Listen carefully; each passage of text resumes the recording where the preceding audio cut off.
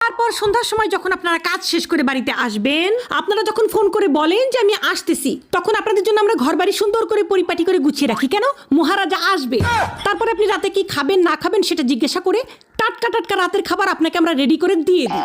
তারপর রাতের বেলা আপনি ঘুমাতে যাবেন, আপনার যে বিছানাটা সুন্দর করে বিছানা ঝাড়ু দিয়ে পরিষ্কার করে একেবারে গুছিয়ে আপনাকে ঘুমানোর জন্য রেডি করে দেয় কে? দেয় এই বউরাই দেয় আপনাদেরকে। জীবন অশান্তিতে ভরে যায় না? কার জীবন অশান্তিতে ভরে যায়? তারপর বিয়ের কিছুদিন যেতে না যেতেই দিয়ে দেন পেটে একটা বাচ্চা। এই বাচ্চাটা নিয়ে আমাদের কত কষ্ট হয় আপনারা জানেন?